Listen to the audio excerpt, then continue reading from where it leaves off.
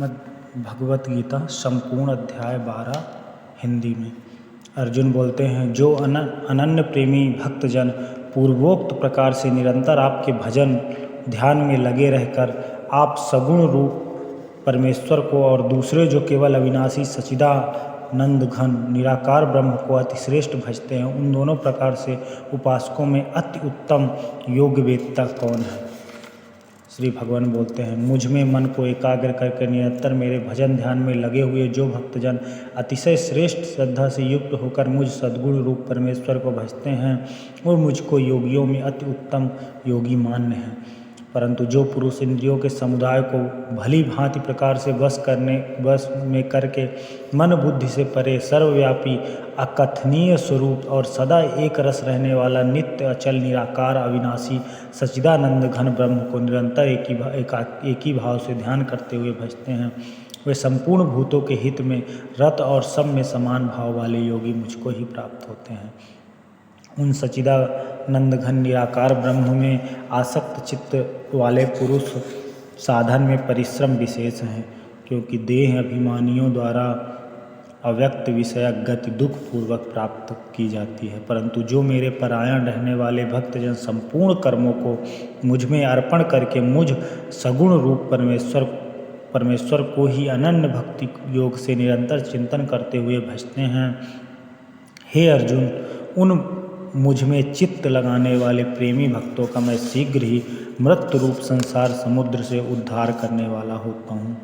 मुझ में मन को लगा और मुझ में ही बुद्धि को लगा, इसके उपरांत तो मुझ में ही निवास करेगा, इसमें कुछ भी संशय नहीं है। यदि तू मन को मुझ में अचल स्थापन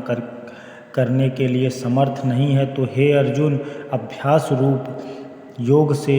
योग के द्वारा मुझको प्राप्त करने के लिए इच्छा कर। अभ्यास रूप योग का अर्थ है भगवान के नाम और गुणों का श्रवण कीर्तन मनन तथा श्रास के द्वारा जप और भगवत प्राप्ति विषयक शास्त्रों का पठन इत्यादि चेष्टाएं भगवत प्राप्ति के लिए बारंबार करने का नाम अभ्यास है। यदि तू उपयुक्त अभ्यास में भी असमर्थ है तो केवल मेरे लिए कर्म करने के ही परायण हो जा। इस प्रकार मेरे निमित्त कर्मों को करता हुआ भी मेरी प्राप्ति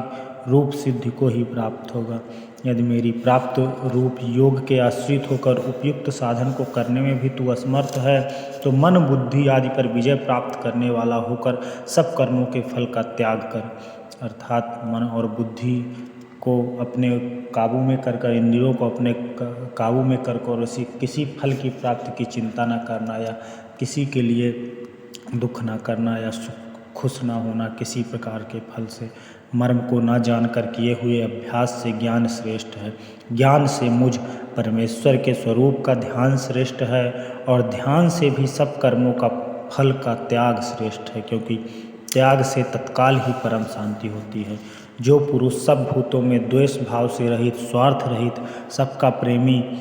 हेतु रहित, दयालु है तथा ममता से रहित, अहंकार से रहित,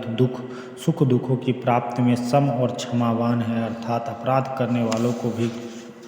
अभय देने वाला है, तथा जो योगी निरंतर संतुष्ट है, मन इंद्रियों सहित शरीर को बस में किए हुए है और मुझ में दृढ़ निश्चय वाला है, वह मुझ में अर्पण किए हुए मन बुद्धि वाला मेरा भक्त मुझको अत्यंत प्रिय है। ऐसा भगवान बोलते, जिससे कोई भी जीव उद्वेग को प्राप्त नहीं होता, जो स्वयं किसी जीव से उद्योग को प्राप्त नहीं होता है, जो हर्ष अमर्ष भय और उद्योग गति से रहित है, वह भक्त मुझको प्रिय है। जो पुरुष आकांक्षा से रहित,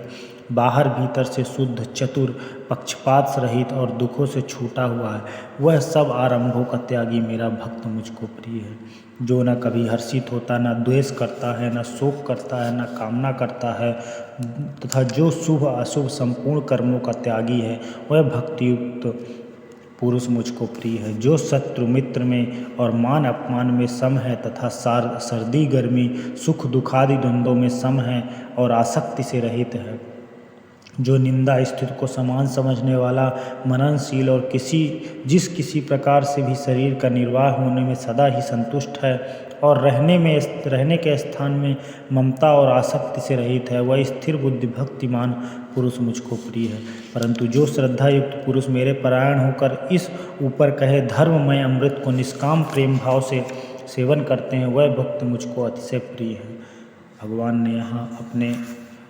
किस तरह के भक्त उनको प्रिय हैं और कौन से भक्त उनको अप्रिय हैं ये बताया अध्याय 13 में। और उन्होंने यहाँ पे निश्चय ही यही संकेत दिया है कि आप सब काम क्रोध लोभ मोह एवं इंद्रियों के वश में ना होकर सुख दुख में एक समान रहकर किसी प्रकार के फल का लालच ना करते हुए किसी प्रकार की प्राप्ति हेतु कर्म नहीं करते हैं, वो भक्त मुझे प्रिय होते हैं जो माया के बंधनों से मुक्त हो जाते हैं।